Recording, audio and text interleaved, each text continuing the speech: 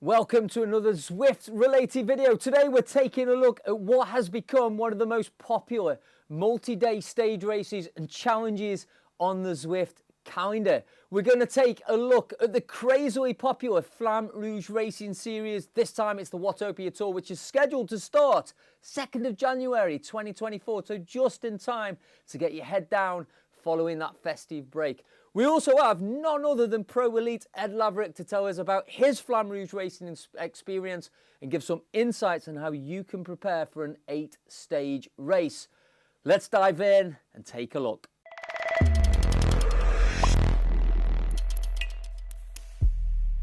Okay, so if you don't know, Flamme Rouge Racing, they are the organisers of the iconic cycling esports multi-day stage racing, and on January the 2nd, the Watopia Tour starts. It's an 8-stage event with back-to-back stages over 9 days.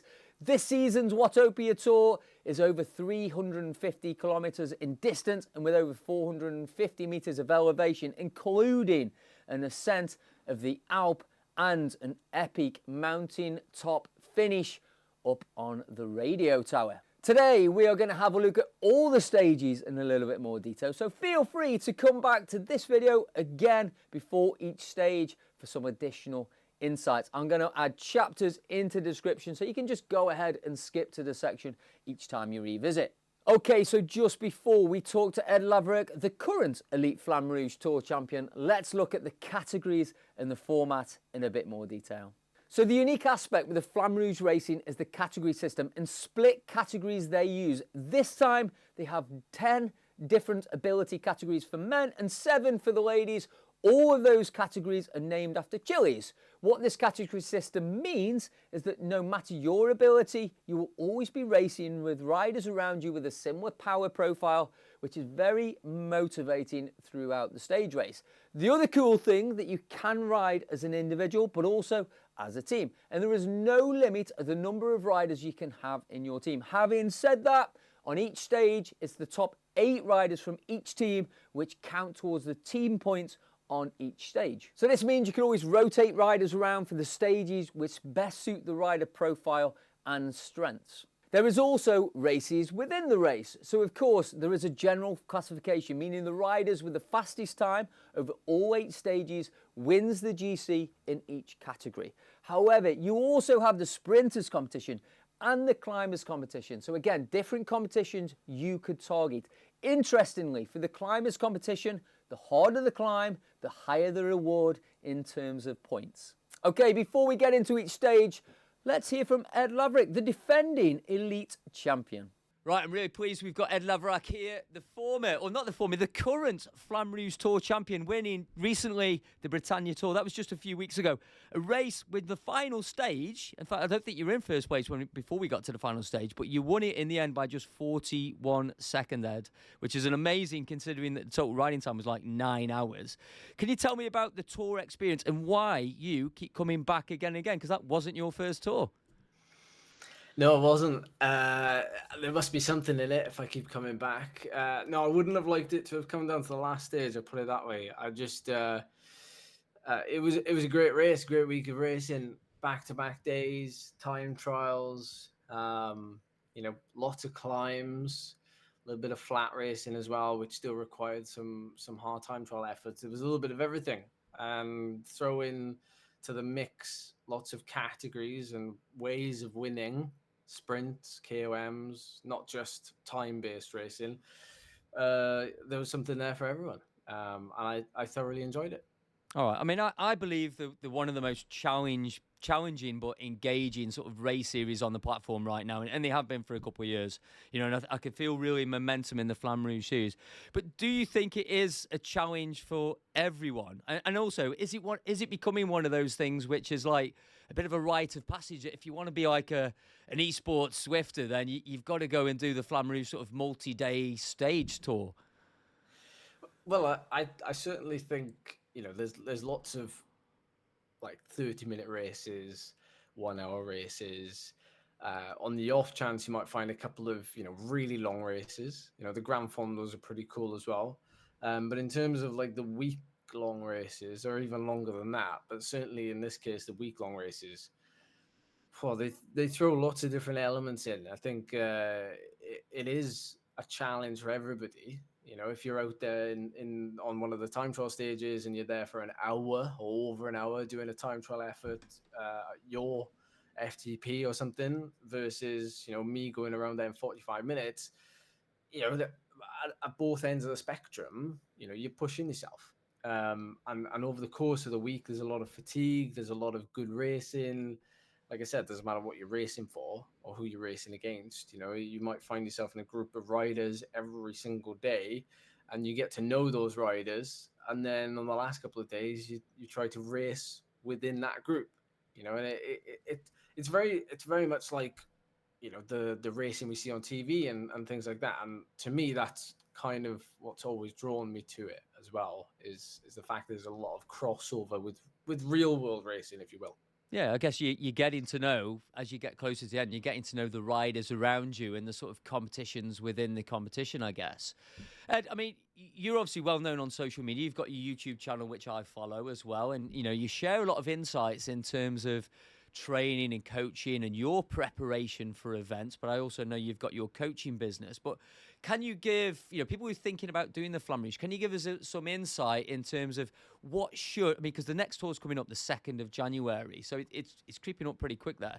What should the racers and riders be thinking about doing in terms of preparation for this sort of next 8-day, 9-day stage race? Yeah, I mean, one of the main things is if you've just finished the last one, then shedding that fatigue would be the first priority. Given that we are only 2-3 weeks away from that next race, you kind of just want to be focusing on the specifics or the energy demands of that event. So, you know, one way of looking at it is how long are those stages going to take you, and then breaking down those stages. What sort of climbs you're going to be doing, what sort of lengths of intensity are you going to be holding. I think it kicks off with the time trial. So, you know, you want to get your pacing strategy dialed as well, and getting used to holding steady, consistent power for things like that. And not neglecting nutrition either. I think it's one thing that these week-long races really teach us is the art of recovering and the art of like proper fueling, I suppose, for these back-to-back efforts. And you soon notice it. You know, you read about it on the forums and people are talking about it, and you get to like day 4 and people are like on their knees already, and they've still got another 3 days left and things. So it's about thinking about what you want out of it, and what you want to achieve, whether it's the sprints or the KOMs, or whether you just want to, you know, get the fastest times you can manage over the stages. And just measuring your efforts accordingly, and picking and choosing your moments throughout the week. Yeah, no, absolutely. I really appreciate your insights today, Ed. I know you've just finished the tour, so I guess it's unlikely that you're going to be doing the Watopia tour this time round, but I guess you're definitely going to be back for another one. What is next for Ed Laverak then? What's on the near horizon for you? Well, I've got to make it through Christmas first. But no, don't count me out of Watopia. I mean, you know, I've had a lot of fun, you know, at Britannia, and seeing, you know, doing the live streams and seeing the community really engage with it. And, you know, that also is quite motivating as well. You know, you always think to yourself that maybe you wake up every day and you're always motivated to ride when, you know, you ride your bike for a living, so to speak. But like, yeah, having people there supporting you is really cool, and also showcasing an event is something that I enjoy to do as well, not just on Zwift but in the real world. So I could be back at Watopia. You know, if Alp de Zwift is in there as well, then you never know. It is. You reminded me, Alp de Zwift, Ed. I know we spoke about this before we come on air, but I had to remind you, the first ever Watopia tour, I was in it as well. I mean, I was in a group further back, but I remember going up over the top of the Epic Com. I think it was the final stage, and we were due to go through some dirt roads up onto the Alp. And then I remember someone in my stream saying, Ed's doing a bike change. You know, I think he changed to like a gravel bike on the dirt. Give us a bit, what happened there? What was that about? Because that's pretty unusual. It was certainly unusual then, because that was a few years back now. Yeah, I probably blame my live stream for that actually, but they were saying things like if you're going to win this, because I was coming from behind then. I think I was a little bit down on general classification, so I had to launch a long range attack, and the trick is with really long stages. If you go from a little bit further out than people are expecting, then generally you can get away solo, or only one or two people are going to follow. So by getting away early meant I could ride my own pace, which would also mean it would be a huge effort, but it's a risk you've got to take.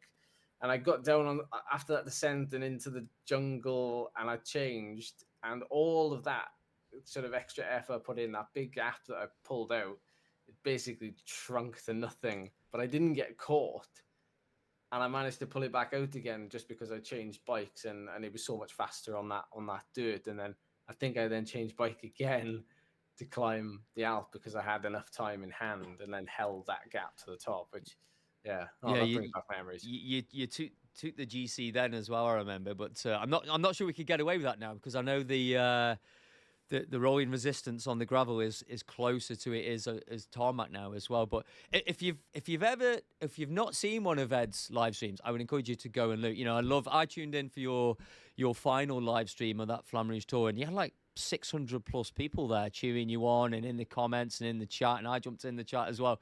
And despite the fact that we're one side of the screen and you're in your room there, you know, working as hard as you did, the atmosphere that I could even feel virtually was unbelievable between yourself and the stream, and it was such an amazing, you know. And I think I say, go and check out Ed's YouTube, go and check out Ed's stream. If you're not going to ride this Flamme Rouge tour, certainly follow what happens in the tour. I think it's worth just pointing out as well, Ed, that actually, when you do the Flamme Rouge tour, you don't need to ride all the stages. You can just do 5, 6, 7 stages. If you get a few stages in and you need to skip a day, then you can do that as well. But of course, if you're going for GC, you've got to be doing those full 8 stages.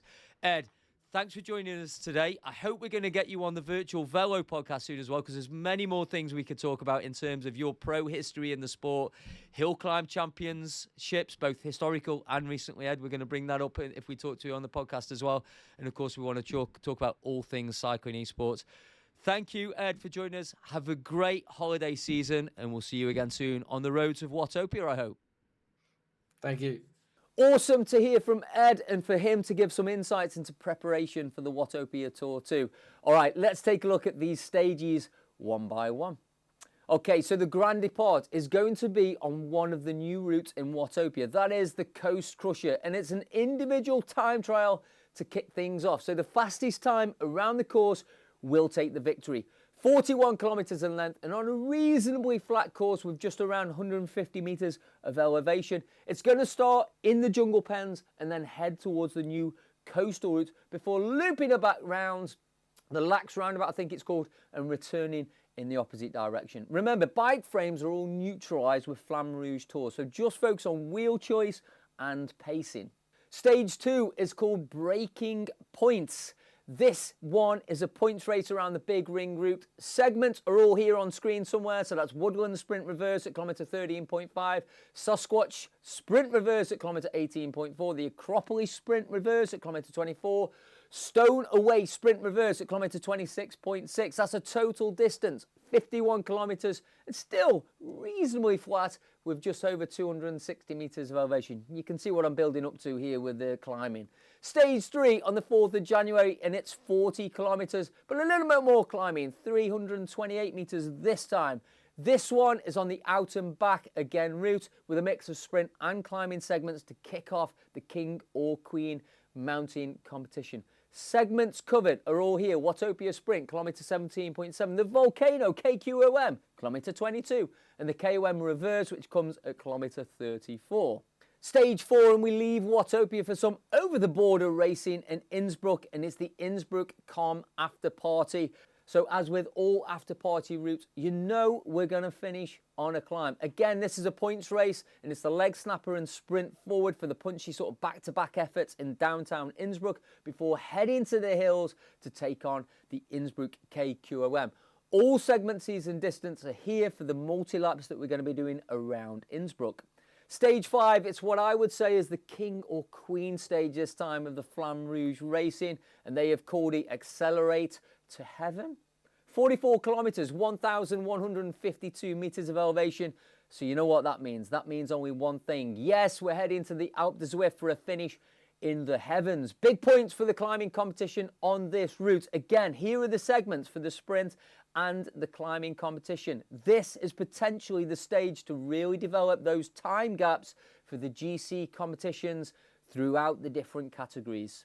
Stage 6, this is the Zwift Grand Fondo points race for the longest stage this particular tour. 62 kilometres and still a hefty 850 metres of climbing, which may sting the legs a little after the Alpe ascent the day before. Stage 7, and it's the second and final individual time trial. It's 38 kilometres long and with 312 metres of elevation.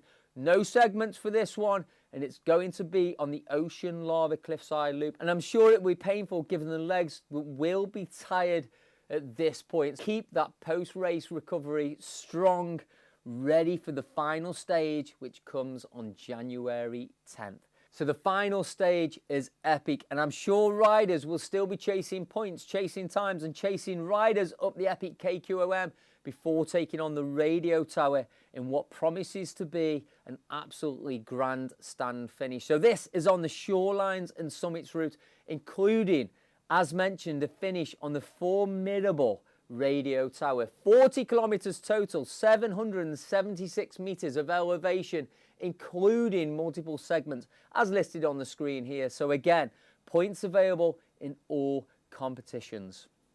So that's it, and it looks like an epic stage race, and hopefully the elites and racers at all levels step up to the New Year Challenge, which starts, don't forget, on January 2nd. Perfect timing for that sort of post-Christmas, or you've done the pre-carbo loading over the festive period. You know what I mean. I'll be doing some commentary on behalf of Flamme Rouge Racing organisers over on the ZMS Esports channels. I've left links down in the description below, but you can find them on YouTube and Facebook. I can't wait to see what unfolds in all categories over the 8 stages. Please leave your comments down below and let me know which stages you're looking for, or even which stages you're dreading. I hope you found this video useful and interesting. If you did, don't forget to like the video and subscribe to the channel. Let's start a conversation down below too. That's always good for engagement. Have a great holiday season, and I'll see you soon for more cycling esports content.